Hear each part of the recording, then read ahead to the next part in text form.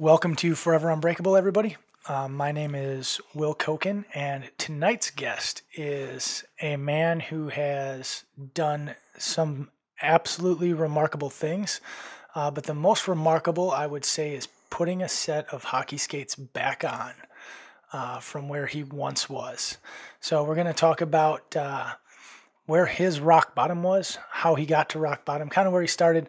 We're kind of going to let the conversation go. Nick Heenan is I mispronounced the last name again, I feel like. Heenan, man, I'm sorry, and I got it written down properly too. Nick Heenan is the first person that I'm having on the podcast that I have not met prior to this in my life. So welcome, Nick, to the podcast Forever Unbreakable. I'm super excited to have you. The story you sent me was, I got it. You sent it to me late at night, and I got it in the morning, and it was like 3:34 in the morning. I was getting ready to go to the gym, and I started reading it, and I was like, I got to go to the gym. So I quick sent a reply like, hey, I'm gonna get back to this, and I came home and I immediately showed my wife. I was like, sweetie, the podcast is working. You know, somebody who's got a story that I've never met before. That's a story that I've never even pictured or dreamt. And one of the key things you said in the story, which we'll get to, is your max weight. And I still can't fathom what that was. But to get us started, kind of talk about a little bit about where you come from, who you are, and the things you like doing growing up, and what kind of led you down that road. Not a problem. My name is Nick Heenan, and I grew up in a bit of a different environment than what you normally see.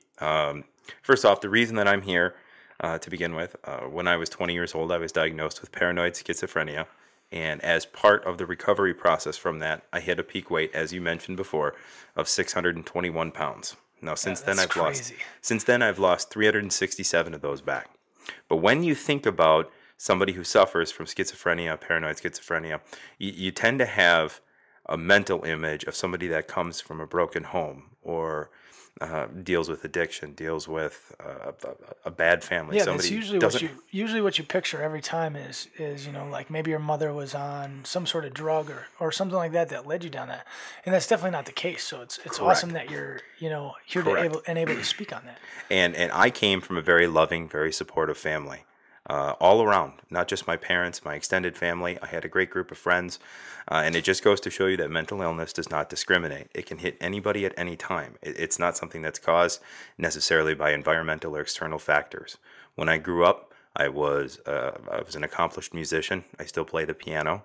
And as my wife will tell you, I can annoy the hell out of her by drumming over anything, whether it's a steering wheel, whether it's my own chest, whether it's her body sometimes when she's not looking at or paying attention. That's awesome because I can't hold a beat. So my wife gets super annoyed, and so do all my friends by me trying to sing along or keep up because I can't hold a beat. I don't know any words, and you're probably obviously the exact opposite. Except for the singing part, I can't sing worth a damn. So when I go to karaoke night, I've taught myself my ability to keep a beat, play the piano. I rap fairly well, believe it or not. Really? Oh, yes. So if we have time later on in the podcast, I'll show you exactly what that's all about. But no, but I came from a very loving, supporting background. I was not only an accomplished musician, I was in all of the talented and gifted programs in school, starting in third grade. Nice. I was the captain of my high school hockey and football teams. So stop there for a second. The captain of the hockey and football teams. Mm-hmm.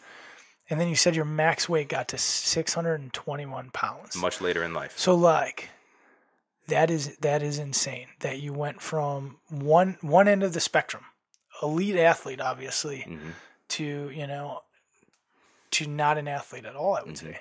Whatever the opposite of an athlete is, that was what I was. Yeah. Wow. Okay. And it's a very quick. Continue on that. It's a very quick process. Yeah. It was much quicker than you would normally expect somebody to go from 220 pounds and athletic to 620 pounds. Yeah. But it's all related and interconnected with the story itself. Yeah. So keep going. I just had to pause there for a second because that at any point stop and ask. It's crazy to think about you being, a successful athlete and then also being 621 pounds. Mm-hmm. In the same span, because how old are you right now? 36. So in 36 years, you went from professional athlete, or not professional athlete, but like accomplished, physical athlete to 621 pounds. And now you're back to being an athlete again. You bet. Like, to do that in 36 years it's insane. So well, thank continue you for the on. compliment. I had to pause there because my brain was just spinning. I appreciate it. But again, even though you may not have an athletic physique, and I would impress upon this that you would know this as a veteran, that it's not the instruments nor the battlefield that make the warrior. It's the heart and the mind that make the warrior. Absolutely, 100%. And that mind and that heart mentality that I had never left, even when I was 621 pounds. That's how I was able to get back as an athlete. Yeah. So after I graduated, from Appleton East High School in 2000.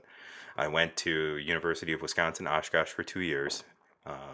I had begun to develop symptoms late in high school of schizophrenia. They got worse over time because they went untreated. They included visual and auditory hallucinations. I would have voice, sometimes just one voice, sometimes multiple voices. Did you tell people about it at the time? No.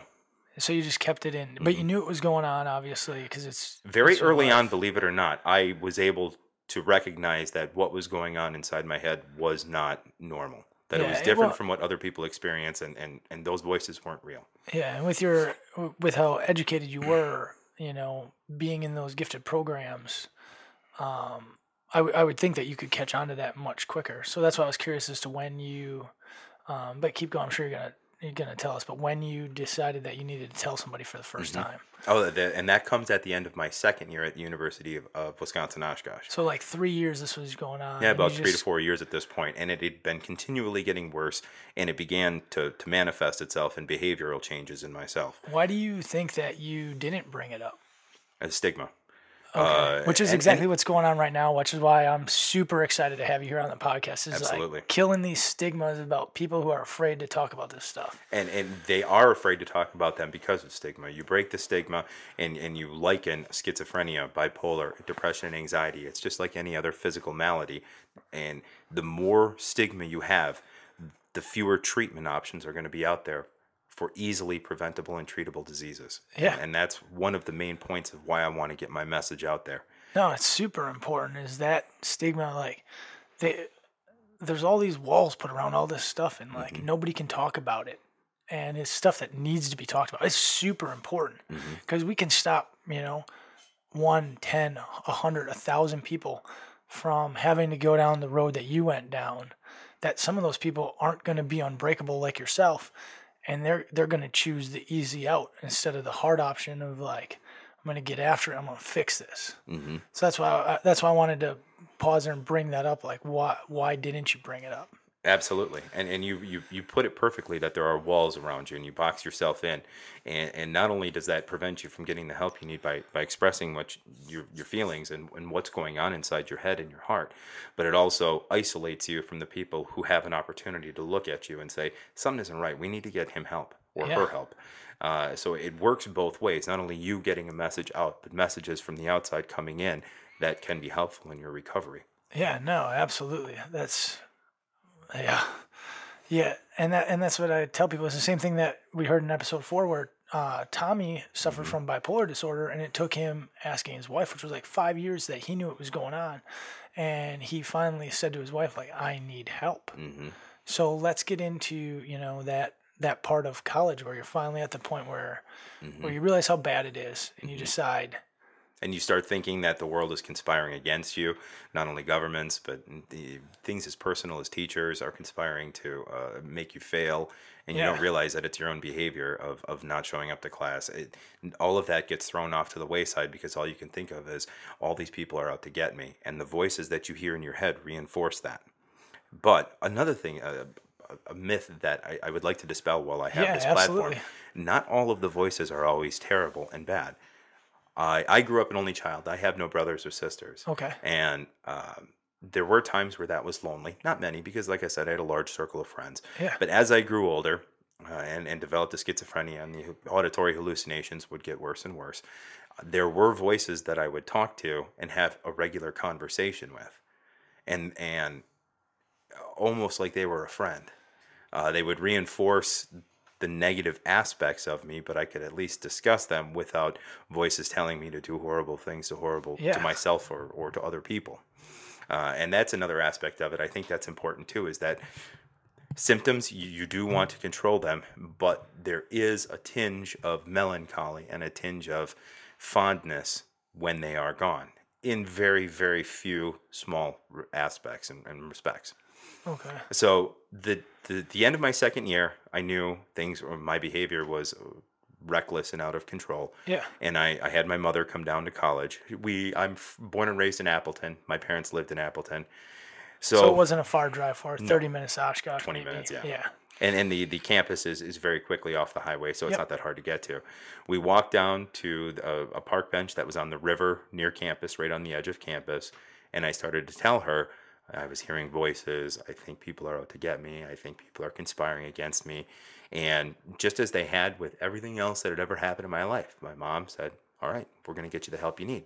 Yeah. And within... She's awesome. That support system is so important in life. It's the only reason I'm here. Yeah, and there are other aspects of that support system that we can get to in this conversation. But it started with my mom's reaction there. And it made me feel better because, all right, I've got this off. It's going to be a long road ahead.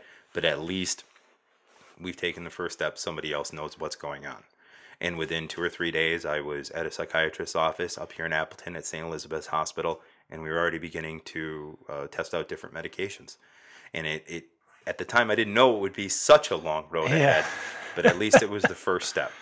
No, that's huge. So now you got to the hospital and you start on the medication. So they diagnosed you right away with schizophrenia. It was within 2 or 3 weeks. Okay, so it was really quick, which is sometimes very impressive because a lot of times you almost feel like sometimes, and I don't know if you've experienced this with your hospital stays and stuff, but sometimes I feel like they just kick the can down the road and let the next professional deal with it, and hopefully they're able to diagnose you with something. And sometimes you go back and forth, and you never get a diagnosis. So I was very fortunate. In your case, that time that it was quick. I was very fortunate. I had an excellent psychiatrist. It was Dr. Allen.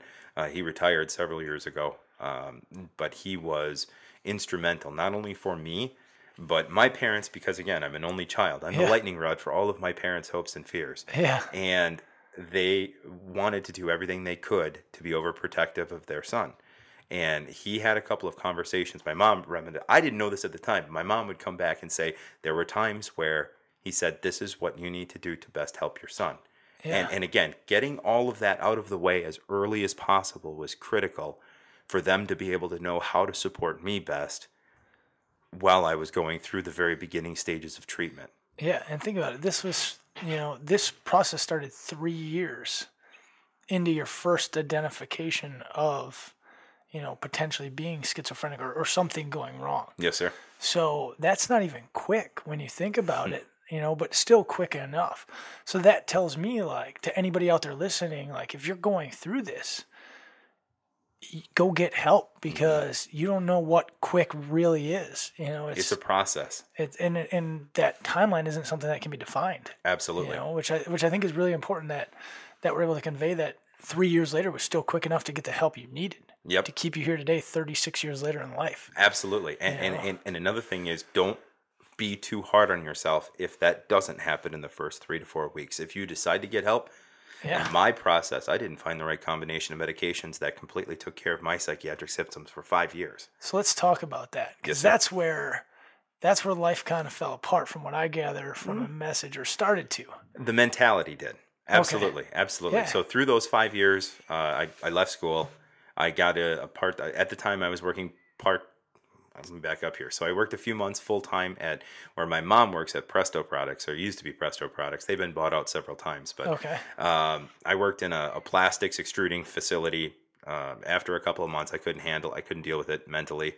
The stress would get to me and it would trigger symptoms. Yeah, so what do they do? Like, what's a plastic extruding facility? Like they make plastic bags. Okay. So if you look, they would get very offended if I said Ziploc bags. So reclosable bags, drawstring, garbage bags, things of that nature. Okay, right on. Yeah, yeah. And then I worked there for a few months, couldn't handle it mentally. It was too stressful, and the stress would trigger my delusions, my hallucinations. Okay. So I left there. I was also at the time working part-time in a movie theater, so that's what I did. for, man, I want to say about a year and a half. And eventually I was promoted to a full-time managerial role there. But still struggling with medications. I took Risperdal, Seroquel, and they turned me into a zombie. Okay. And it was very difficult. I did the job fairly well, but everything outside of in life was a struggle. And that went on for about 5 years, where I was kind of in and out of. That's when my leg problems started to go up, and I didn't start to gain weight until the end of the 5 years. So I was hovering probably between 270, 280, So what was the leg problem then exactly? Well, once I found the right combination of medications, was Abilify to combat the psychiatric symptoms. Okay. It took care of that, and I was doing much better emotionally and mentally. Which is but huge. They also stopped my metabolism. So, and that's the huge downfall. Right. And so after 5 years of being depressed, anxious, going through all of this, I developed quite a few horrible personal lifestyle habits, horrible eating habits. I had stopped exercising altogether. And so my metabolism had been what kept me at a reasonable weight. I was overweight, but it was at a reasonable overweight. So what was overweight but a reasonable overweight? But for a long time, I was anywhere between 260 and 320. Okay, and how tall are you? 6'2". Yeah, so yeah, it's not bad. Big, not bad at all. Big, but not. And I still had a lot of the musculature from playing football and hockey. And you can see, like right now, you can see that you're more of a muscular build. Mm-hmm. You've got the broader shoulders. You've got the bigger hands. Like, yep. You know, you're not string bean like me. I carried 320 pounds well when you compare it to most men who are 320 pounds. I was very fortunate in that regard. So thanks, Dad. Because what do you weigh right now today? Today, 291 pounds. Yeah, and at 291, I mean, you look like you would belong as a linebacker and would tear through me. Like I prefer center or left wing. Yeah, but no, I'm just giving you a hard time. Either way, you would tear through me. Yes. Well, it all depends. You can figure out how to use leverage and get underneath me. You can explode up with your legs. And I would use option run. Absolutely.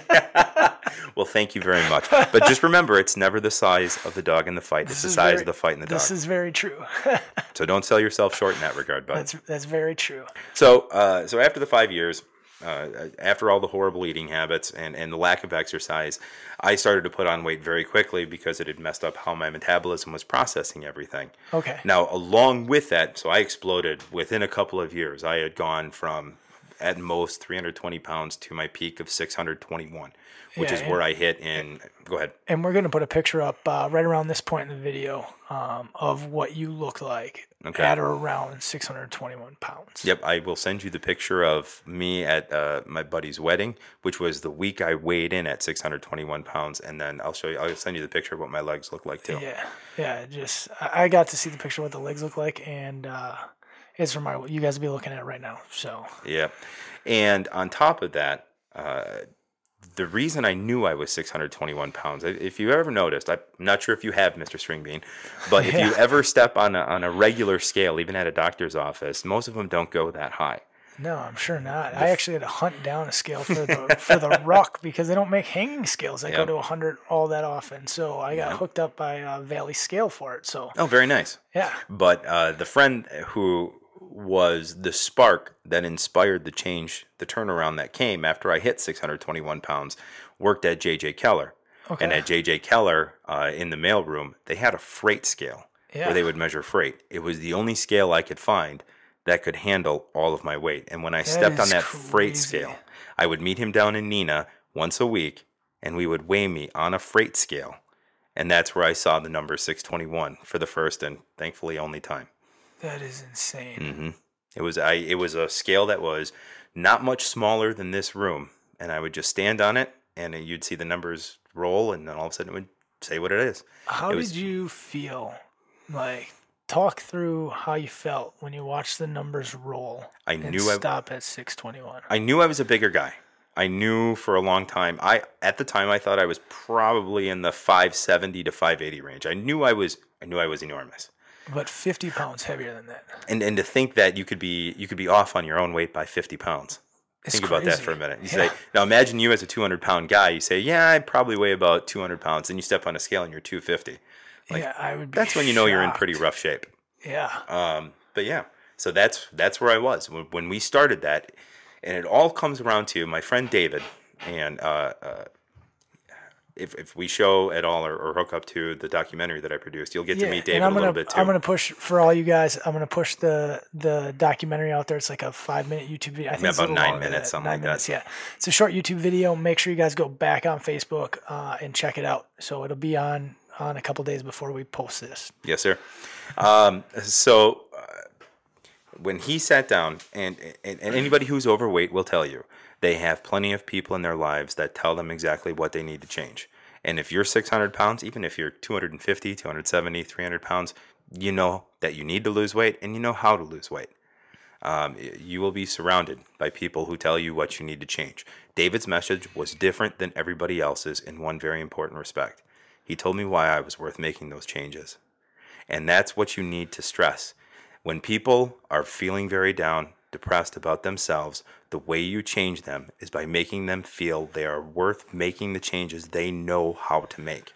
That's a very, very powerful statement, because I know, like right now, this is the first time I'm ever hearing anybody say that.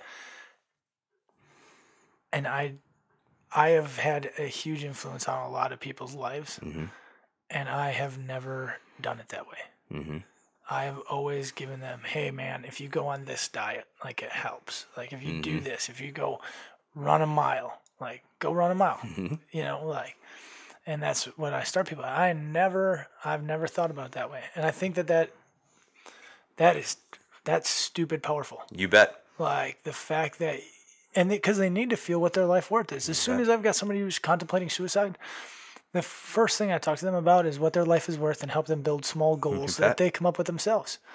And I'm blown away right now. The fact that like I've had 100 conversations with people. I don't even know how many conversations with people about, you know, making their life better. And I've never thought about explaining to them why they are worth making the changes that will make their lives better. I've never done that. Because it doesn't matter. You can get up and I can be the pack that you wear on your back when you're running that marathon. You can force me to do all of that. But if I don't want to do it for myself, it's going to last until you get sick and tired of carrying me on your back. Yeah. But if you help me want to do it for myself, that'll change a life and that'll change a world. Absolutely. And I'm a big believer. You have to want to do it. If you don't want it, you can lead the horse to water, but you can't make it drink. Exactly. So if you don't want it as an individual, you're never going to get there no matter who pushes you. And that's exactly what David did. Oh, go ahead. I'm sorry. No, but the fact that like he honed in on the things that would make you actually want it, that's impressive. And that's cool. And it didn't work all the time. It got me started. And when we started, as I've spoken with you off camera about, we would walk around the block once. Yeah, 3 days a week, we would walk around the block. It was a tenth of a mile. A tenth of a mile. And I would carry a folding chair with me. And the first day we did it, I had to sit down 4 times. In a tenth of a mile. In a tenth of a mile. With the shoes I had to wear, I couldn't wear regular shoes, not even the super wide shoes, because they wouldn't go over the feet with my legs. So my dad would special order these shoes that were Velcro and just had one flap that you would flap over. And even that's crazy. Oh, it's not even half of it. It wouldn't go all the way over my foot.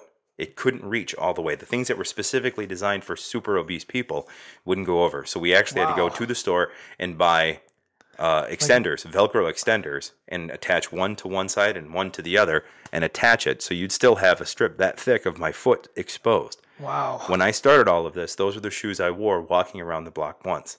Man. And eventually I sat down 3 times. And eventually after that, I'd sit down twice. And then we'd walk around the block twice. And I'd have to sit down 5 or 6 times in that. Yeah. And that's where it started. And you just keep saying, all right, I'll get up. And there were times where I didn't want to. And I'd come up with every excuse in the book. And Dave would just look me in the eye and he'd say, I don't care. We're going to go now. And so sometimes you need the pat on the back, which is what he gave me at the beginning. And sometimes you need the kick in the ass to say, you're not going to give up. And that's another common that support system, though. Like now we've touched on 2 people that have been huge instruments. Absolutely. And you still staying here today and being the unbreakable person that you are, Nick. Because there's no doubt that you're unbreakable. At 621 pounds, I don't know how you don't break. No. Like there's an easy answer and there's a hard answer. Well, there is and I know we'll get to what my definition of unbreakable is, but I'll give you a little tease here for all the people at home. Yeah. But it's the person who gets to tomorrow.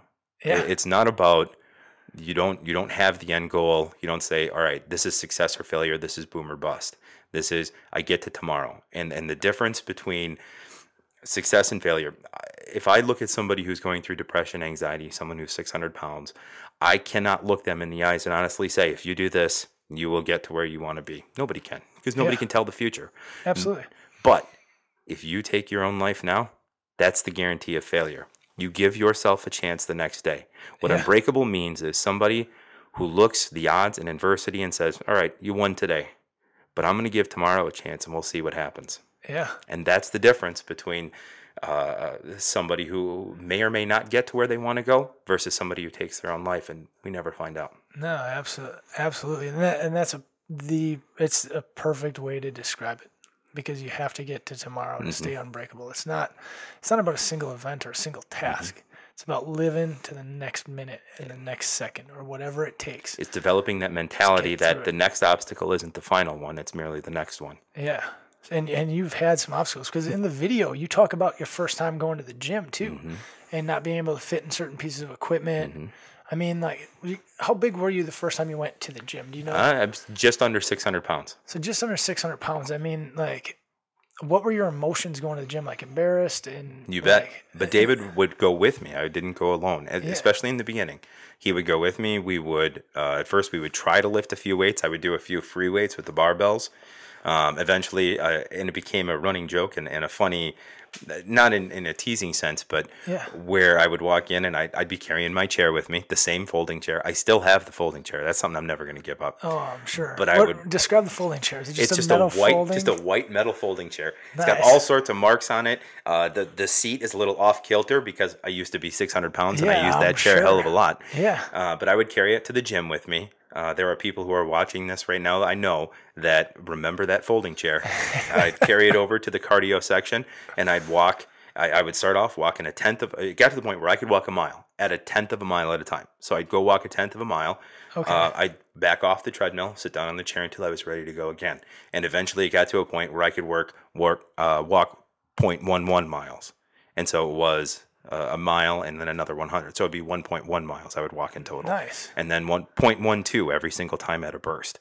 I did water aerobics classes because they were things I could do that would get my whole body moving, but it was all in water. Yeah. So what gym were you at, actually? Experience. Oh, Experience. That's where I go. Love Experience. That's where I started, and that's where I continue to go to this day. I do the Experience Fitness in Menasha. I started out at the one in Appleton. Okay. I was intimidated a little bit when they moved their cardio section upstairs.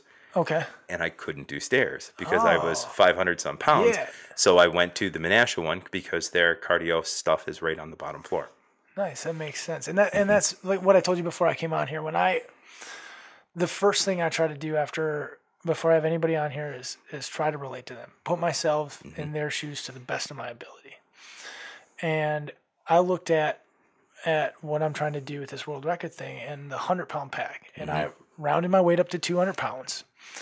And then I've got the 100-pound pack. So I was like, I'm at 300 pounds. If I put another 300 pounds on my legs, I don't think I could get up a step. And I was talking to my buddy Jason about it, who's also going to attempt to carry 100 pounds as long as he can with me.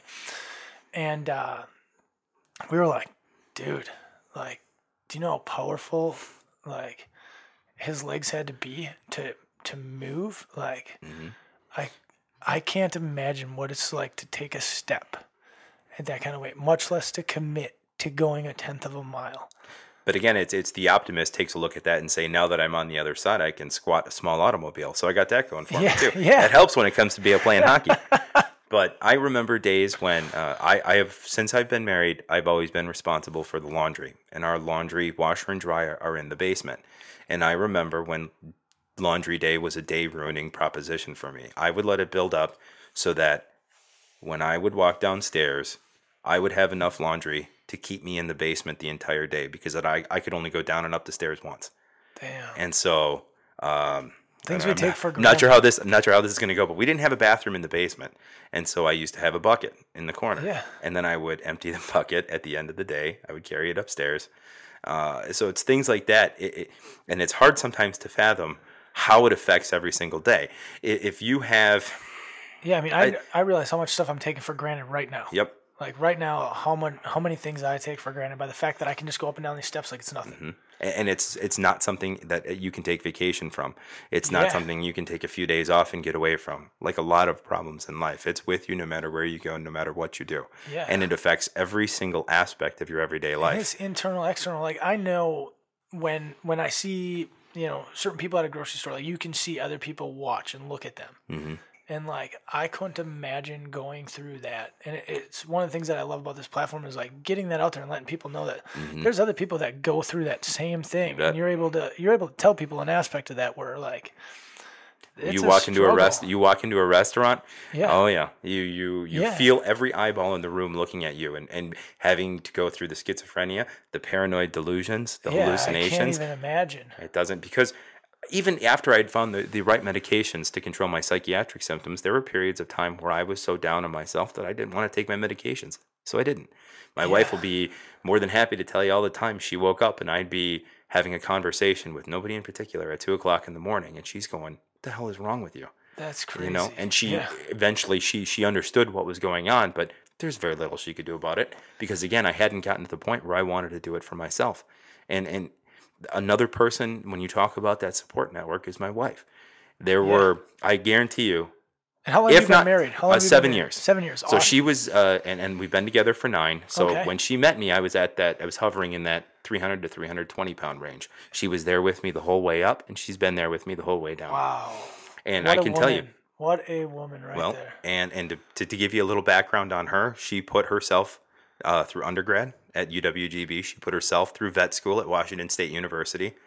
When you talk about tough, badass women, that's my wife. Yeah. And I don't know how much of this we want to get into. My wife had a syndrome. As much as you want. As much as you want. My wife had a syndrome, and we were told several years ago that we would never be able to have children. Yeah. And we were very fortunate 8 months ago to welcome our first daughter by the name of Vivian. I'm 36 years old. My wife is 5 years older than I am. So to not only do everything that she has done and experience all things, she's a shelter vet down in Sheboygan right now. So you talk about toughness. Giving back too with the shelter animals. You bet. So when you go to the local shelter and you support your local shelters, that's exactly you're keeping her employed. So shout out, support your local animal shelters. All right, and adopt from them too. Yeah, absolutely. But more importantly, as she's developed, when you talk about an unbreakable mental toughness, that's my wife. She comes and she drives 90 minutes to work because she works at Sheboygan County Humane. Yeah, and you guys live in Appleton. Or Appleton. Okay, yep. So that's a 90-minute drive. She'll drive 90 minutes to work. Yeah. Work on a shoestring budget, trying to save as many of these forlorn hopes as she can. Exhausted, covered in every single bodily fluid you can think of. Comes back home, picks up our daughter from wherever she's at. And having gone through everything that she's gone through, and she's just exhausted by the end of the day, and you understand it. But again, the forever unbreakable mentality, she gets up and she does it all over again the next day. With a smile on her face, guaranteed she's smiling. Not always, only after she's had her morning coffee. That's my responsibility. But she's the same way. But absolutely, and that all came from when 99.99% of the women in the world, having me as a husband, would have given up and walked away and said, "To hell with that. I need something more." She stuck by, and she saw something in me that David communicated to me, but something that I didn't see in myself. And hopefully, to this point, I've proven the worthiness of the reward of that. But that's something you'd have to ask her. By seeing the picture that I saw, and talking to you, you've definitely earned the rewards that you're given. And you've earned having a wife like that, you know, because now you're able to give back to her, you know, and she knows that she knows that you went through that. Like, you're not going anywhere.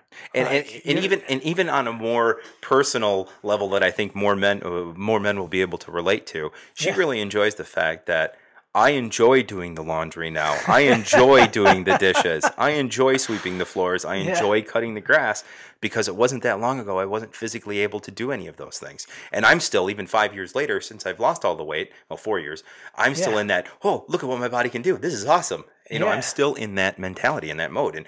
And to be real honest, between you and me and the four walls of this room, that's something I believe she deep down enjoys. She doesn't have to tell me to do stuff because I'm still excited to be able to do it. Dude, I'm sure just beyond motivated to be able to. Like, I remember when when you get deployed, there's some of the sacrifices you have to make where you lose this technology, like in a lot of aspects and things like that.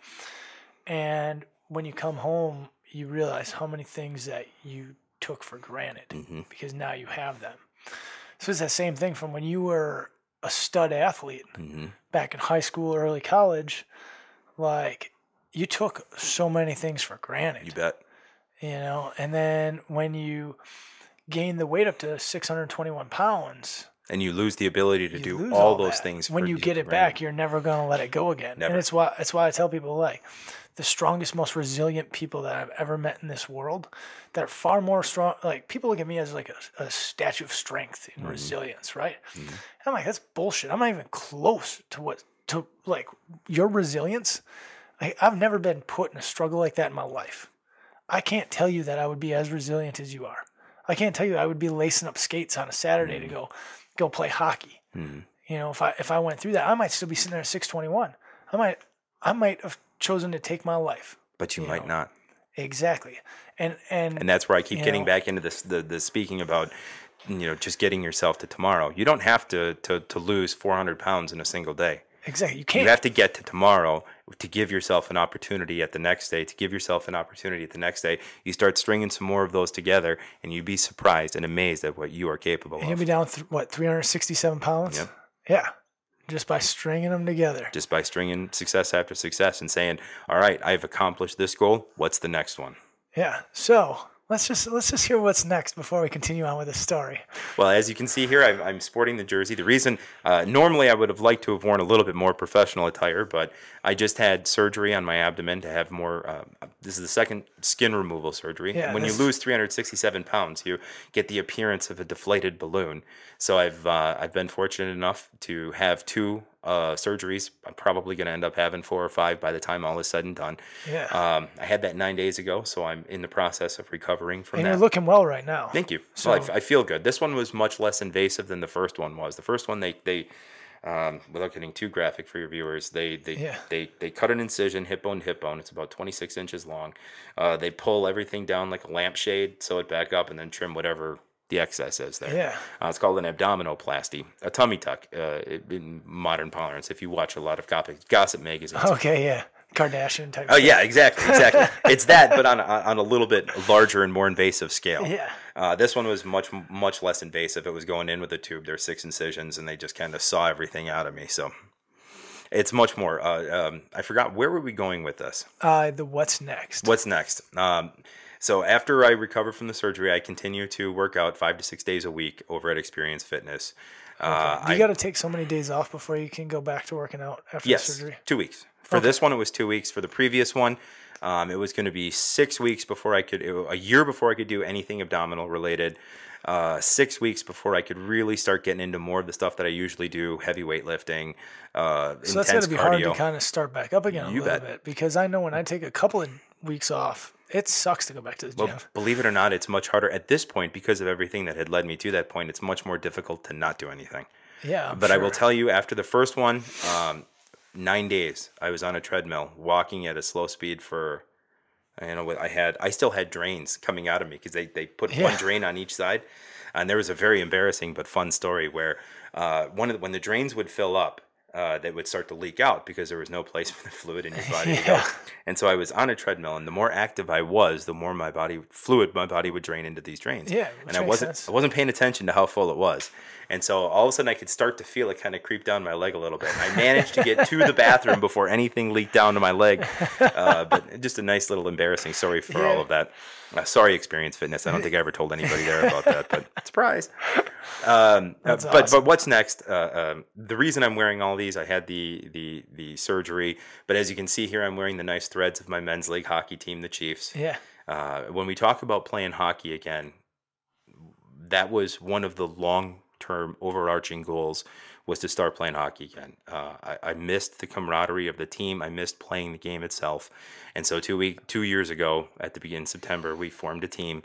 I had 2 of my cousins, who are 18 and 23 now, JT and Mitch, who promised that if I lost the weight and played hockey again, they would play hockey with me. They grew up playing in the area, high school as well. And so they joined the team as well.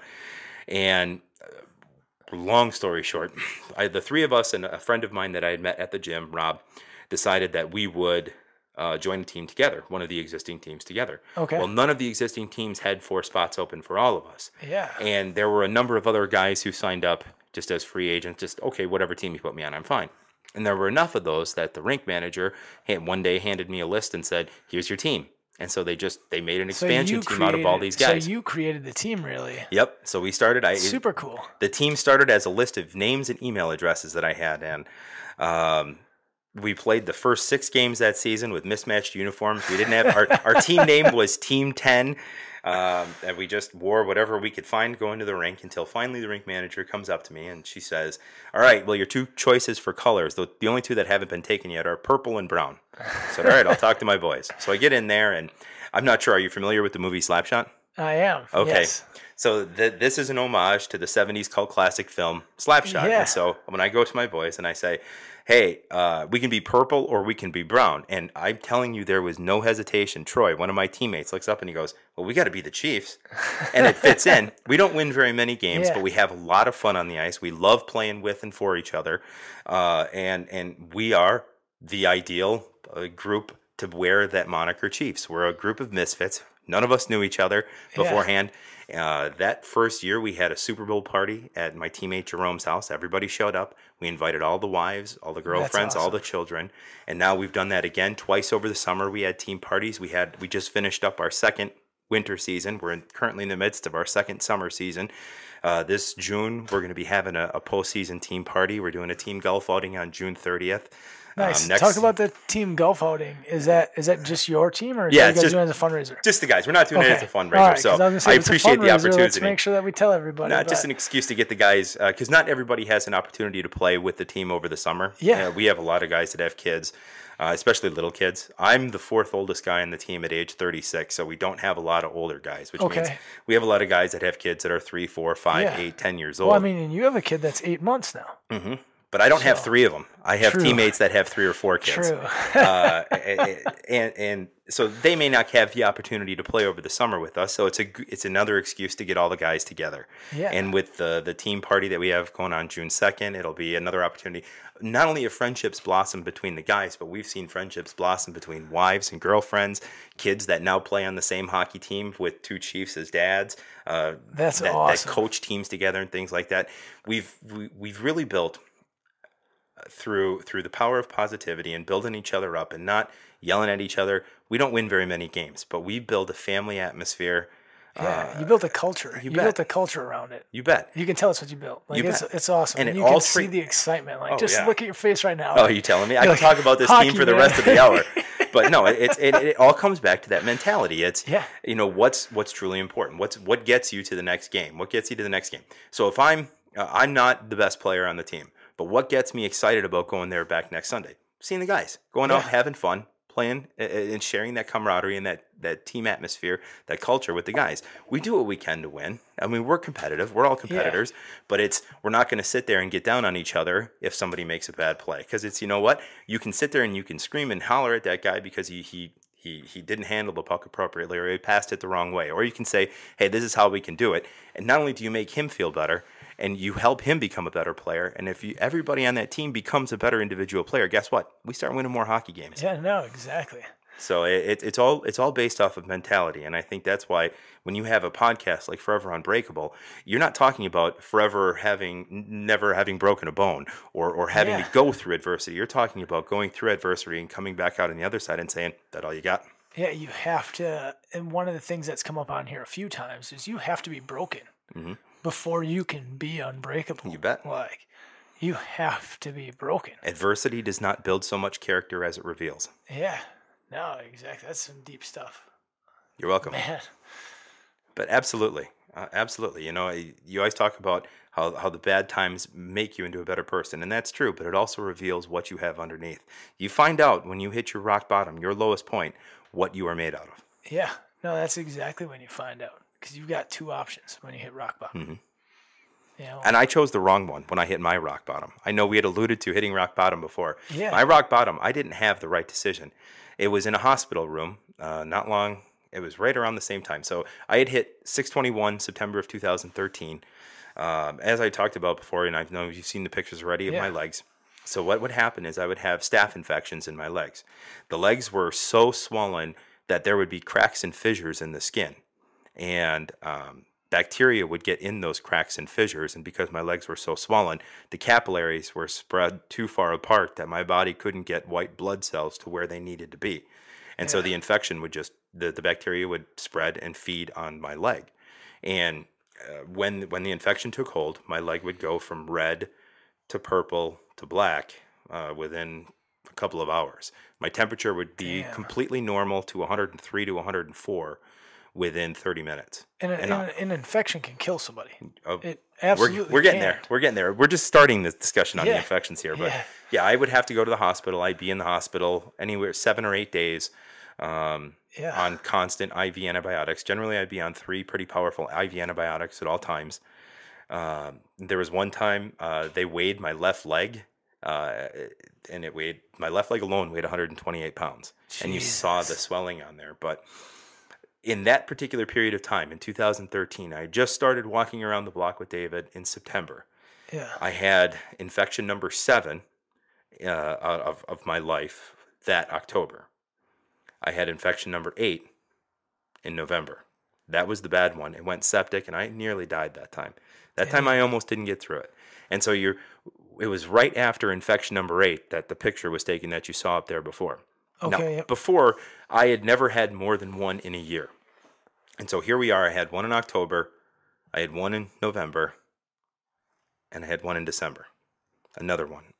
Damn. I spent New Year's Eve, 2013 into 2014, in a hospital room. I rung in the new year by myself. My parents had brought Chinese food for my wife and I. My wife came up that day in the hospital. We had Chinese food, and we watched Texas A&M play Duke in whatever bowl game it was. And I remember that because I remember in the hospital watching the game with my dad, and Johnny Manziel was the quarterback for Texas A&M, and they were down by 3 or 4 touchdowns in the first half, and he led them on this unbelievable, amazing comeback. I remember being like, this Johnny Manziel guy is actually pretty good at football, you know? Yeah. But that was also the same week that Aaron Rodgers had missed the first season with the collarbone injury, and he threw the pass against the Bears to Randall Cobb to win the division and go to the playoffs that year. You know, that was all that week that I was in the hospital. I remember all these things, but the thing I remember most, the last night from that infection that I spent in the hospital, was New Year's Eve. And when it came to that dark moment, and I rung in the new year by myself, I'll be honest with you, my response was, I hope I die. I can't do this anymore. Even I had started working with David. He had stressed to me all the things I wanted to do. Yeah. I wanted to die. I wanted to give up and curl in a ball. And I was very fortunate.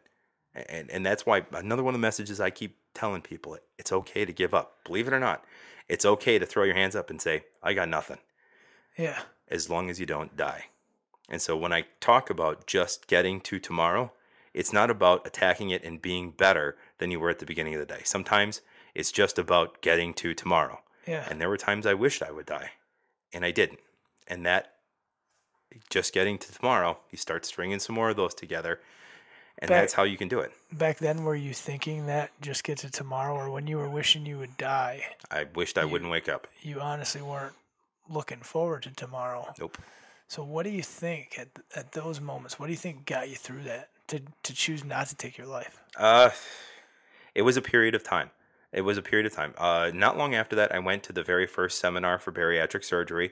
It was the 3rd time that I had gone to this seminar. I had tried starting the bariatric process 2 previous times, and I had given up during the process. But it was my mother. What made you give up? You go through a psychological screen. Okay. There are a number of checkpoints that you have to pass in order to have the bariatric surgery through Theta Clark, which is where I had it. Okay. And in retrospect, it's absolutely correct that they set it up the way they do. Yeah. Because even with getting through all of the checkpoints and hurdles and programs that you have to, they still have about a 50% rate of people who have the surgery, lose all the weight, and then don't change their lifestyle habits and put it right back on again within 2 or 3 years. Oh, and so you have a psychological screen. Most of the time your insurance will require you to lose 5% of your body weight before you can schedule the surgery. I had to take an 8-week class called Life Skills, where they teach you how to change your lifestyle habits so that the bariatric surgery gives you a better chance of being successful. And one of the things they stress throughout the whole time, and another common misconception, bariatric surgery, people think it's the cure-all, that you have the surgery, you lose all the weight, life is great. It's a tool. You have to change your lifestyle and how your relationship with food, your relationship with exercise. You have to care and love yourself more in order for the bariatric surgery to work. Yeah. It's not just a magic pill that you swallow, have a surgery, and say, all right, I'm better. Let's go. Let's have it. Yeah. You have to change the lifestyle habits. If you don't, you're going to go right back to where you were before.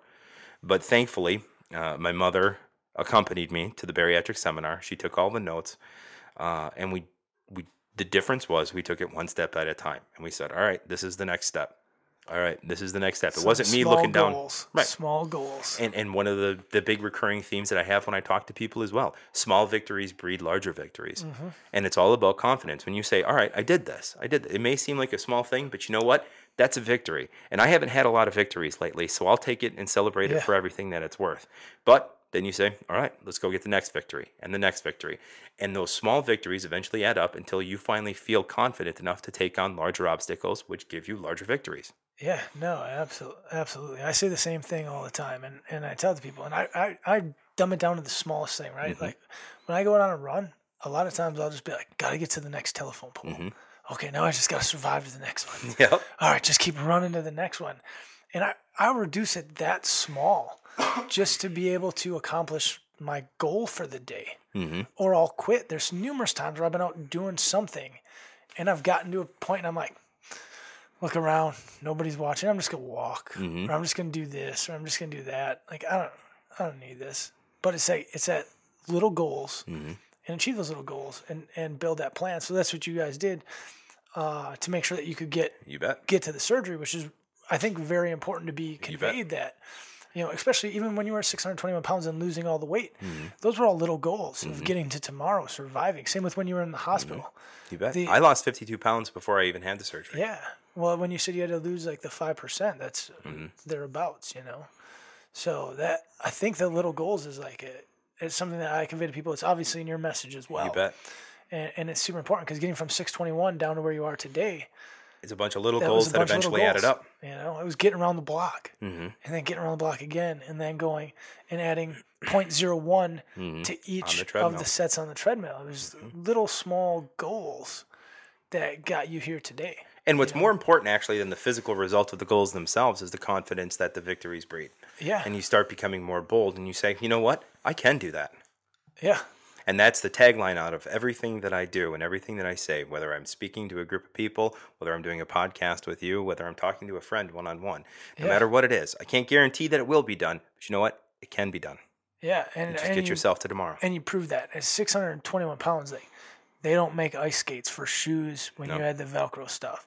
No. So, you got to lose weight everywhere. You're not just talking about losing it, so many people focus, I got to lose weight from my stomach or this, that, the other. Mm-hmm. Hey, you're to get on skates, I got to lose weight from everywhere. You bet. And I got to lose hundreds of pounds. So mm-hmm. how much did you weigh when you were able to lace up the ice skates for the first time? Talk about the first time that you put the ice skates on, because I want to hear the story of the first time that you got to put ice skates back on your feet and step onto, arguably, hockey's your favorite sport. Yep. So, that moment had to just be I made it. It was frustrating as hell. Really? Believe it or not. You bet. No, because remember, the last time I had put skates on, I was a good player. I was the captain of my high school team. I led the team in scoring that year. Absolutely. And so I was about 330, 340 when I finally put a skate back on again. So you had lost 300 pounds to put a skate back on, essentially, 280 pounds. Mm-hmm. And I went down in Appleton. There was a park. I think the park is still there. It's Jones Park. They just built a convention center over where the ice rink at Jones Park used to be. Okay. But that was where, when I was a kid, I had always gone down there. It's an outdoor rink. They have nets up and boards up all the time, and that's where you go and just play pickup hockey. And I went down there for my very first time back on skates. A lot of nice reciprocity, and the circle is complete. Down there again, and put the skates, tied them up, got the calluses and the cuts in my fingers from having to lace the skates up again. That was enjoyable. But then you get out there and you realize, I can't skate anymore. And like losing weight. Small victories breed larger ones. I started by holding onto the boards and just standing on skates. And eventually I felt comfortable taking a few steps. Then you kind of push off one foot and you take a few laps around the ice that way. Yeah. And this was before you're even comfortable taking a few strides without holding onto the boards. And this was a process that took months to do. And eventually you put a stick, I put a stick back in my hand. And then eventually it was like, all right, I can put a puck back on that stick again. And this, I skated for, I think 2.5, 3 years before about 2 years before I started playing hockey again. Wow. In the just league and teaching competitive yourself league. again. It's like learning to start walk from scratch. again. It's like learning to walk again. And I assume you almost had to learn to walk again with the weight loss. Like, and one of the most powerful, crazy. one of the most inspirational and powerful moments for me, when I'm 621 pounds and the short bursts that I could walk, my head was always down, because if you fall, you can't get back up. Especially here in Wisconsin in winter when there's ice patches all over the place.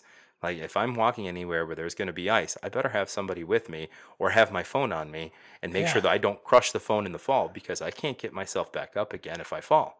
And just crazy things that you don't think about when you're, as I am, and I've never gone through that.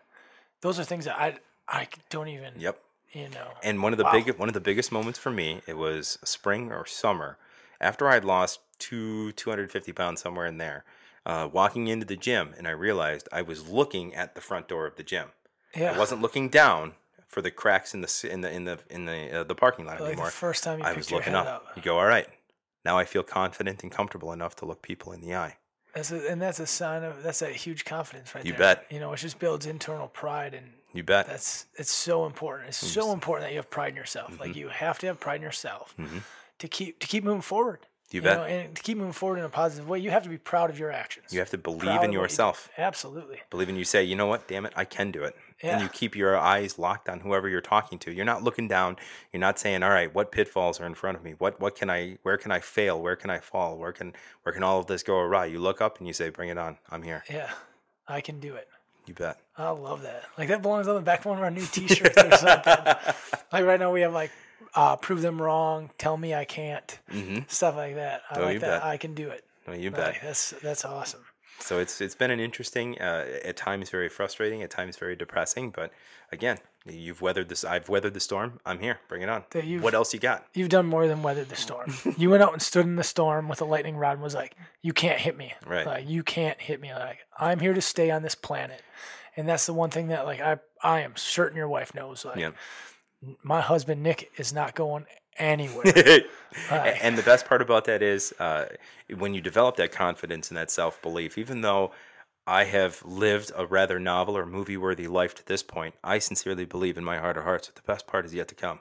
Yeah. This story isn't finished yet. No, and that's the best part. And that's important. And that's awesome. Like, and now with the new child, like, you're almost just starting your story, because now you get to, much like you've done with the hockey team, and you've taken and you created this hockey team out of nothing. You developed this hockey team. We have. And now, the entire team as a whole.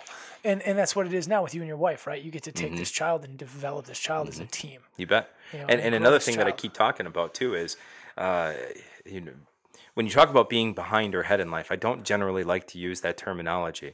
But if we must, to give people that haven't been through this kind of stuff some context of where it is, I'm not further ahead of where other people are in life. I've just got back to where I should be.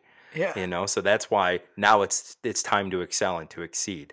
I spent 10 to 12 years of my life. Thank you. But you spend 10, 12 years of your life putting yourself behind the 8 ball. Now we've dug ourselves out of that hole. And so I'm not any further ahead than where anybody else is. I may have a little bit more wisdom because I've lived 60 years in my 36. But, all right, it's not, there has been no success story to this point. The success is yet to come. I've just gotten back to where we should be. I love that mentality. Now it's time to make the next step. I love that mentality.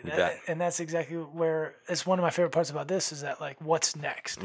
Is that's where you're at. You're like, what's next is that success. I'm still chasing down success in life. Never leave it. And that's that hunger, that drive, Will. that will, the willpower. And discipline. It's when people are thinking about starting a weight loss program, they say, I'm so jealous of your motivation. And it's not motivation. The hardest part is never getting started. Yeah. And that's another thing you hear quite a bit is the hardest part is getting started. No, it's not. It's easy to have the Staying the motivation to get course. started. It's when you're 3 weeks into it and you haven't seen the results you want to, do you still have the discipline to continue and stick with the program you've developed for yourself? Exactly. And I fully agree. I think discipline is one of the most powerful things out there. Bet. If you've got discipline, you will be successful. I couldn't agree more. Discipline is far more important than motivation. Motivation comes and goes and ebbs and flows with the tide. Discipline stays. It's the iron guiding force. Exactly. From which everything else deviates. Do you listen to Jocko Willink at all? No. He uses a quote, discipline equals freedom. Yeah. And I think it's like one of the most powerful, truest quotes out there, because the more disciplined you are, the more freedom you'll gain in life to do what you want. Mm-hmm. Because you can trust yourself to hold yourself accountable to your own actions. Exactly. You bet. It's awesome. Well, did you want to, since we're wrapping up here, and we are definitely, so everybody knows, we're definitely bringing Nick back on, because we have, I don't even think we've touched the top of the iceberg of iceberg dead ahead. Yeah, exactly. The ship sinks. Yes. But so Nick's definitely coming back on for sure. But do you want to share anything with anybody about your definition of Unbreakable, or what you got going on next in life, or anything else that you want to tell anybody? The cameras are yours. To best sum up exactly what I feel Unbreakable is, I have a magnet on my refrigerator that I look at every single day, and I bought it when I was going through some rough times at Barnes & Noble. I had stopped and picked up, I'm a big history nerd, I had picked up a couple of Napoleonic history books, and I just happened to see it in the little trinket parts as you're walking up to the checkout. And it was a quote from Marianne Rodmacher, and it says, "Courage does not always roar. Sometimes courage is the quiet voice at the end of the day that says, I will try again tomorrow." And unbreakable people are the ones who get to tomorrow. You don't have to succeed. You don't have to win every victory or win every battle. Just get to tomorrow. Give yourself a chance to do what you want to do in life. Dude, that's so powerful. Thank you. So absolutely true. So I think that's what we leave everybody with, is get to tomorrow. I think that's that you give yourself a chance. You can and you will, but you got to get to tomorrow. Yes, sir. So thanks everybody for tuning in. Thanks Nick for driving up here, being a guest on the show. Looking forward to having you back on. Thank you for the platform. Yeah, absolutely, man. With your story, definitely coming back on. So well, thank you. And everybody out there, man, if you guys got stories, the website should be up here hopefully by the time this airs, so you can come on, apply. Otherwise, hit us up through Facebook and stuff like that. We'll get you on with your story. But for now, just get to tomorrow. Forever Unbreakable. We're out.